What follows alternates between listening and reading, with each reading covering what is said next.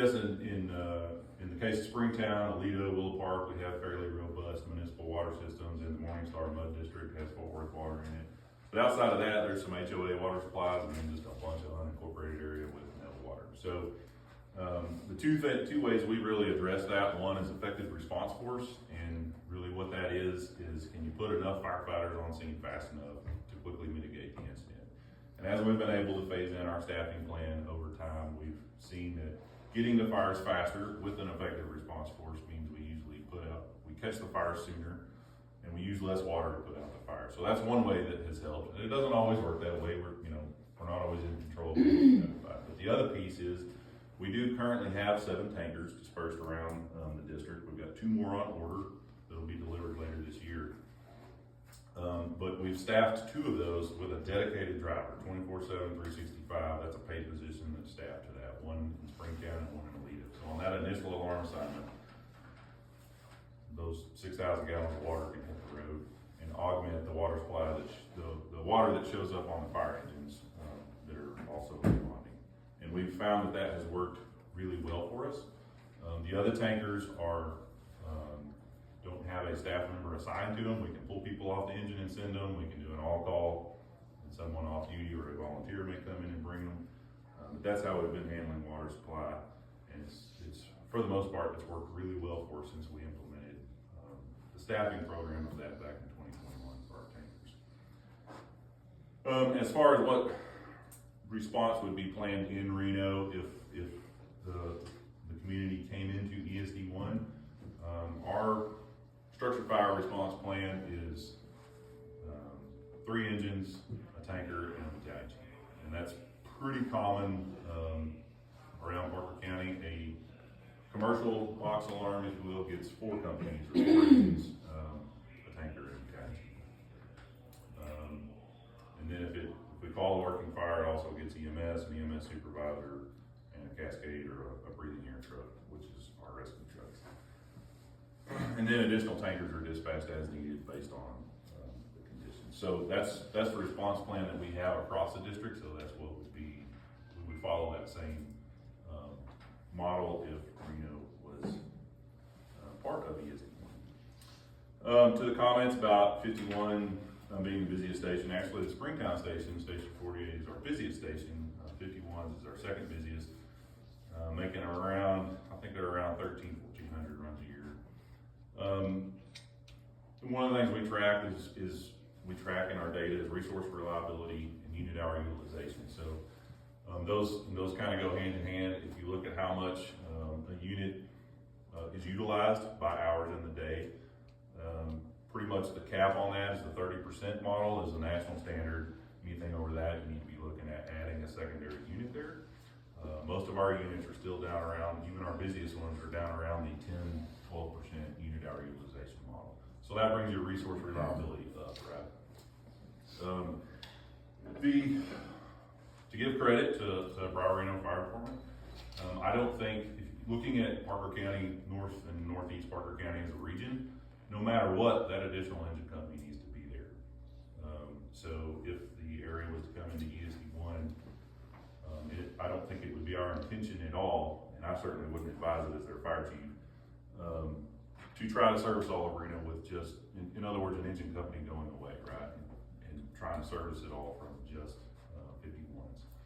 So there would, because that fits into the overall regional response piece across North Parker County, right?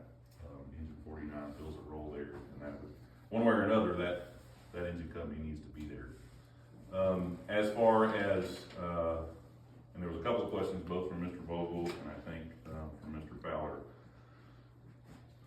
on the temporary station. So, while I've not talked directly with Chief Truxton about this, he's indicated twice on the record, both at a city council meeting and at county commissioner's court, that if the community were to go the ESD 1 route, they would not make their assets or their facilities available for use. In every other annexation that we've had, and I think we would certainly be willing to do this. We've always worked with the local fire department that was there, whether that was City of Willow Park, which was a municipally operated fire department. They were all city employees. We hired all those guys. we actually pay rent to the city to use, the fire station that's there, because they own it. It's a public safety facility, there's fire and police. And we were interested in buying it. There were some bond covenants that kind of made that a difficult thing to do, so we leased the space. So our approach right now, based on that information, is that the current fire station in Reno wouldn't be available to use. So there would have to be a short and long-term plan to that. Short-term plan being find a location that you can quickly erect a steel building and put in some temporary workforce housing. Long-term solution, hey, where's the best spot for a fire station? And build something like the picture that we showed you of one of the 2 stations that we built this year. We have the equipment in place, that being, we have 5 reserve engines. 3 of those are ready reserves, which means they're fully equipped. They've got SCBA, fire equipment, extrication tools, the whole 9 yards. So we have the ability right now to put an engine in a brush truck at whatever temporary facility could be figured out and staff that immediately. In the short term, we've got 92 full-time employees. Some of those are support and admin staff, a little over 70 full-time firefighters, and another 30 to 40 part-time firefighters and volunteers. So we have the workforce, 100 firefighter strong workforce, to be able to staff that in short order. And in the long term, we would probably seek to hire another 9 personnel to do that, 3 per shift. And so that's another thing I guess I should point out is our staff model is every engine company has 3 people on it. Unless someone's doing training or FTOs, then you'll see 4. And then at the Springtown and Aledo stations, we actually staff those with 5 instead of 3. And that gives us a 2-person company on the tanker and the rescue. They can run the heavy rescue to major accidents, special operations, technical rescue type incidents, or the tanker to working fire. So the challenge would be the where, and that challenge exists because the current location apparently wouldn't be allowed to be utilized. So, and to get into the ISO question, so we have 11 different ISO publications across ESD1. So because we've got so many different water supply systems and then areas of no water supply and different communities, right? So like Aledo is a 2, Springtown and Lahana are a 3. We were able to get to a 4 on hauled water in the Springtown Lahana 199 corridor. And the rule at the time in 2014 or 15 when we did that is if you're a 3-4, they just give you the 3 across the board. So it's a 3-10. So anywhere around the Springtown station or the Lahana station, anything within 5 road miles of that is a 3, regardless of if you are in a 1,000-foot proximity to a fire hydrant. If you're over 5 road miles, you're a 10. So the challenge there would be to put something in place quickly to be able to extend that ISO rating out on the temporary basis while permanent facilities could be secured. What ISO requires for that is a building with a heater, a Class A pumper, and radio communications. So that's not entirely difficult to do, right? It doesn't have to be, on a temporary basis, it doesn't have to be a big, nice, fancy fire station. It can literally be, a 20 by 40 metal building, or even, they're like a Quonset hut type, much more portable, quick to erect type thing that can count for that on an interim basis, right? So I think that could be done in very short order. We would just have to figure out the where. Again, with every other of the 7 annexations that we've done, it was there was cooperation from the fire department that was there, and we were able to use those facilities. So on the Poolville comment about it taking a few years to build the station, they were never without a fire station. There was a fire station there that we operated out of. The commitment was to build a new fire station and to staff it. And we started staffing a daytime staffing model out there long before we did the 24-hour around the clock with 3 personnel there. The difference there is the call volume, the service demand out there. It took some time for that to ramp up. It was just very rural. There's been a lot of growth out there in the last 5 years and tax-based growth as well. So it's a little bit different situation in Poolville than it could be in Northeast Parker County. trying to get all your questions, so forgive me if I'm missing here. What would the equipment look like? At a minimum, that would be an engine and a brush truck. I think that looking at our regional response model, we're close to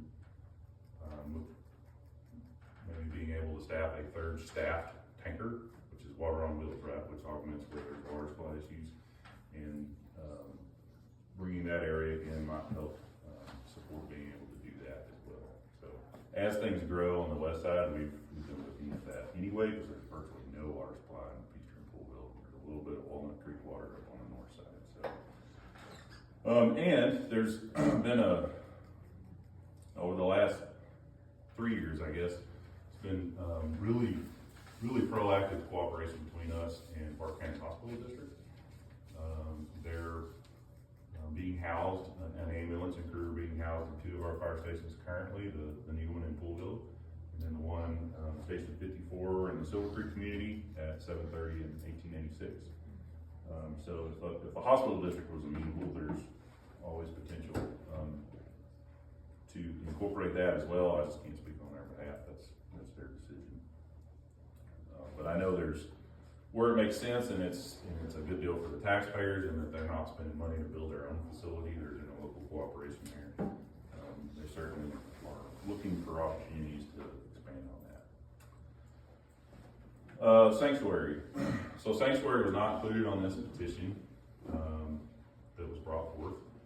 So sanctuary would either, have to petition on their own also to join the district or seek services contractually. It's my understanding they can contract for services now with Reno ESD, which they could continue to do, or talk to Hazel or talk to us. But that's pretty much the 2 avenues for sanctuary.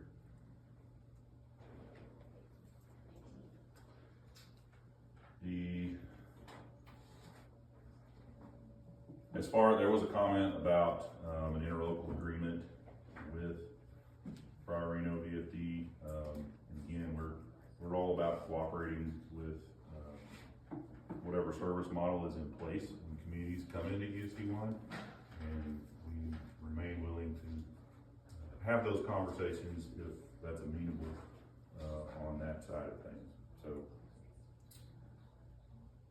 dispatch, that was a great question. So currently, without getting too long-winded, so 911 calls, which the vast majority of 911 calls now are done from wireless devices versus landlines, right? So a true old school landline can be mapped on that account exactly where that 911 call goes.